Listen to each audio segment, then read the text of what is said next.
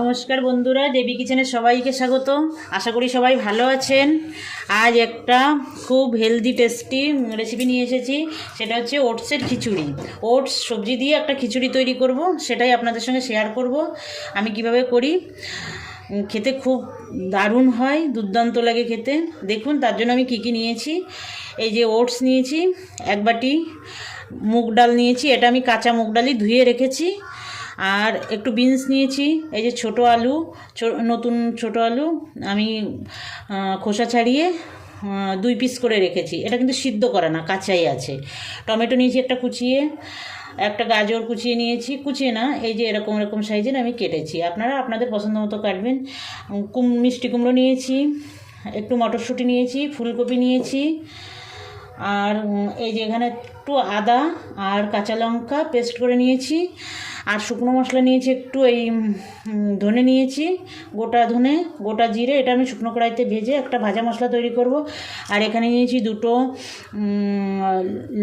এলাচ, 2টো লবঙ্গ আর একটু দারচিনি। আর নিয়েছি শুকনো লঙ্কা নিয়েছি, আর তেজপাতা নিয়েছি, কাঁচা লঙ্কা নিয়েছি 4টে চিড়ে, আর হলুদ নিয়েছি, লবণ নিয়েছি, ঘি নিয়েছি। আর আমি রান্নাটা সাদা তেলে করব, তার জন্য সাদা তেল নিয়েছি। দেখুন তাহলে আমি কিভাবে রান্নাটা করি। প্রথমে আমি কড়াই গরম করে আমি ভাজা মশলাটা তৈরি করে নেব। তার জন্য প্রথমে কড়াইতে আমি 2টো শুকনো লঙ্কা দিয়ে দেব। শুকনো লঙ্কাটা 2 সেকেন্ড একটু ভেজে নেব। শুকনো লঙ্কাটা একটু ভেজে নিয়েছি, এবার আমি গোটা জিরে দিয়ে, গোটা ধনেটা দিয়ে দেব। আর বন্ধুরা, আমি একটু বেশি করেই মশলা করছি, এই মশলাটা আমি কোনো একটা কৌটোয় ভরে রেখে দেব।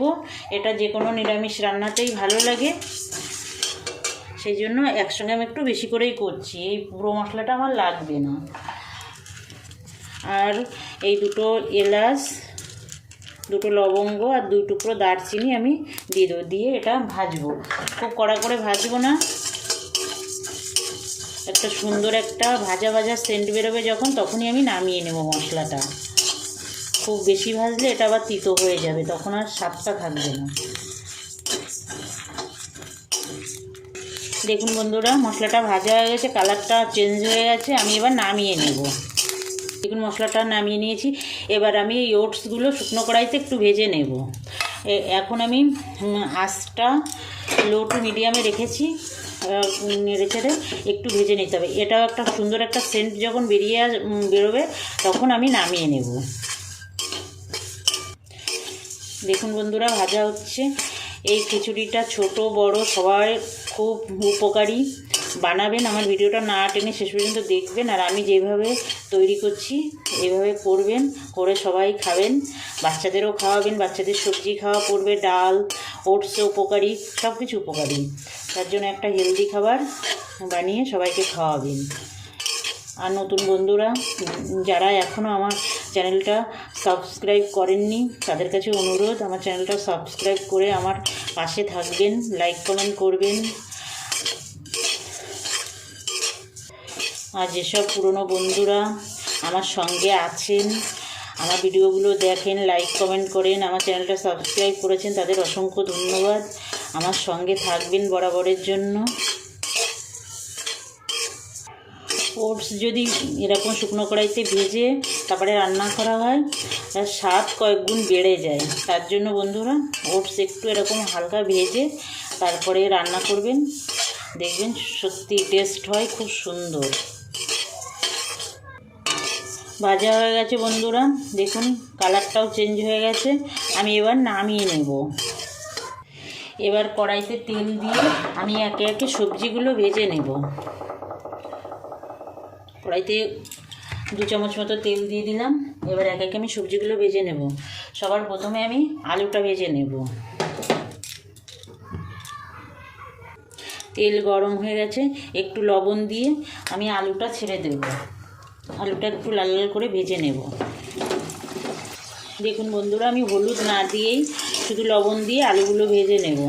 আমি হলুদ পরে ব্যবহার করব। হলুদ দিলে তেলটা প্রথমেই একদম পুড়ে যাবে, হলুদগুলো পুড়ে পুড়ে কালো হয়ে যাবে, সেই জন্য আমি হলুদটা দেবো না, এখন পরে দেবো। আলু ভাজা হয়ে গেছে, তুলে নিয়ে আমি এবার ফুলকপিটা ভেজে নেব।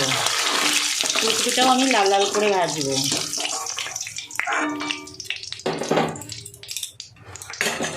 ফুলকপিটাও আমি একটু লবণ দিয়েই ভাজবো, হলুদটা এখন দেবো না। ফুলকপিটা দেখুন ভাজা হয়ে গেছে, হলুদ দিইনি তার জন্য অতটা লাল দেখা যাচ্ছে না, কিন্তু লাল হয়েছে দেখুন, এই যে লাল হয়েছে। এবার তুলে নেব। গাজরটাও ভেজে নিয়েছি, তুলে নেব। বিনসও ভাজা হয়ে গেছে, এবার কুমড়োটা ভেজে নেব। দেখুন বন্ধুরা, কুমড়োটাও ভাজা হয়ে গেছে, তুলে নেব। দেখুন তেলটা কিন্তু অতটাও কালো হয়নি, যদি আমি হলুদ দিতাম এই তেলটা একদমই কালো হয়ে যেত। এতগুলো সবজি ভাজলাম কিন্তু তবু তেলটা মোটামুটি পরিষ্কারই আছে, দেখুন পুরো পরিষ্কারই আছে। এই তেলের মধ্যে আমি আর 2 চামচ তেল দিয়ে দেবো। খুব বেশি তেল আমি দেব না, কারণ এটা হেলদিভাবে তৈরি করব, এই জন্য খুব তেল দিলে তো সেটা আর থাকবে না, তার জন্য আমি এবার 2টো শুকনো লঙ্কা ফোড়নে দেব। দেখুন লঙ্কাটা একটু কালার এসে গেছে, এবার আমি জিরে দিয়ে দেবো ফোড়নে। জিরে দিয়ে দিলাম। এবার দেব তেজপাতা। তেজপাতা আমি আগে দিলাম না, কারণ তেজপাতাটা পুড়ে যাবে তাহলে। এবার দিয়ে দেবো ডালটা, মুগ ডালটা। মুগ ডালটা আমি কাঁচা ডালই ভালো করে 5-6 বার জল পাল্টে ধুয়ে রেখেছি। আমি আলাদা করে ভেজে ব্যবহার করব না, এইভাবে একবার রান্না করে দেখবেন, মুগ ডাল খুব ভালো লাগে। আমি কাঁচা ডালই 10 মিনিট আগে ধুয়ে রেখেছিলাম, গায়ের জলটা শুকিয়ে গেছে। একটু এবার নেড়ে নেব। এবার এর মধ্যেই আমি দিয়ে দেবো এই যে আদা আর কাঁচা লঙ্কা বেটে রেখেছিলাম, এটা দিয়ে দেবো। দিয়ে একটু ভাজা ভাজা করবো। আগে দেওয়ার দরকার নেই, এই ডালের সঙ্গে দিলেই হবে, সেটা আরও বেশি স্বাদ আছে। আর দিয়ে দেবো মটরশুঁটিটা। মটরশুঁটিটা আগে ভেজে রাখিনি, মটরশুঁটিটা এখন দেবো। একটু ডালের সঙ্গে একটু নাড়াচাড়া হবে। দেখুন বন্ধুরা 2 মিনিট ভেজে নিয়েছি। এবার আমি একে একে সব যে সবজিগুলো ভেজে রেখেছিলাম সেই সবজিগুলো দিয়ে দেবো। আলু ভাজাটা দিয়ে দিলাম, গাজর দিলাম, কুমড়োটা দিয়ে দিলাম,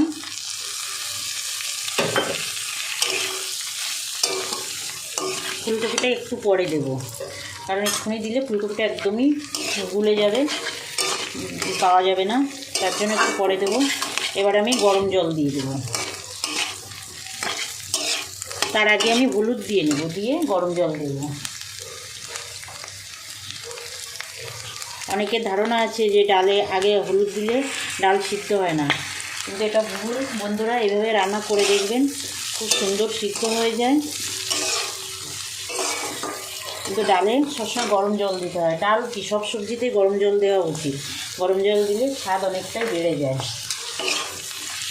এবার আমি উষ্ণ গরম জল দিয়ে দেবো।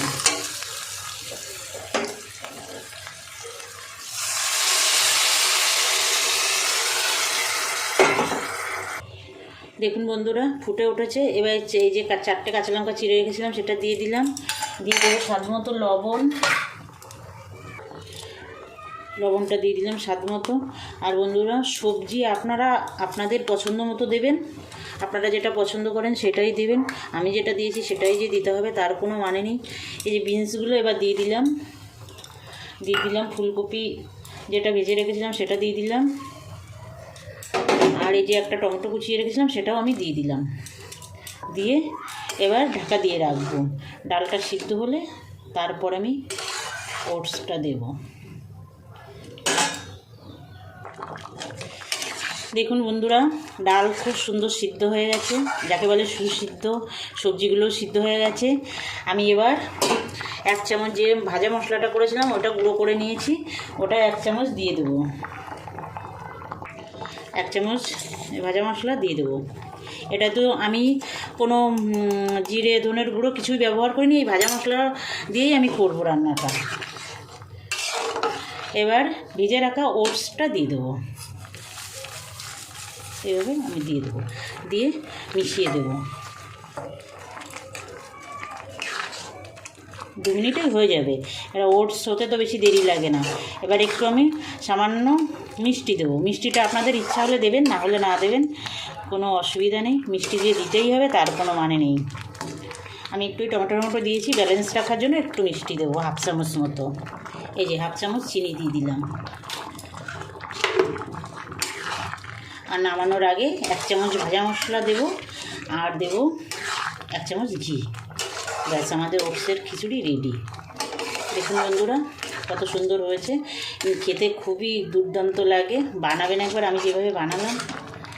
আর সবজিগুলো দিয়েও দেখুন, সব রকমের সবজি খাওয়া পড়ছে। বাচ্চারা তো এমনি আলাদা করে সবজি দিলে খেতে চায় না, এভাবে করে দিলে ওরাও খাবে। হয়ে গেছে বন্ধুরা, গ্যাস অফ করে দেবো। গ্যাস অফ করে দিয়ে আমি আর 1 চামচ এই ভাজা মশলা উপর দিয়ে ছড়িয়ে দেবো। আর দেব ঘি, 1 চামচ ঘি দেব। এই যে 1 চামচ ঘি আমি দিয়ে দেবো। সম্পূর্ণ নিরামিষ, পেঁয়াজ রসুন ছাড়া বানাবেন। নিরামিষ দিনেও বানাতে পারেন, এমনি দিনেও বানাতে পারেন, খুবই ভালো লাগবে।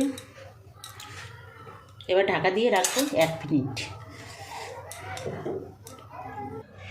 এই যে বন্ধুরা রেডি হয়ে গেছে, আমি নামিয়ে নিয়েছি ওটসের খিচুড়ি। দেখুন দুর্দান্ত হয়েছে দেখতে, খেতেও খুবই ভালো। আপনারা বানাবেন, দেখবেন আপনাদের ভালো লাগবে। আর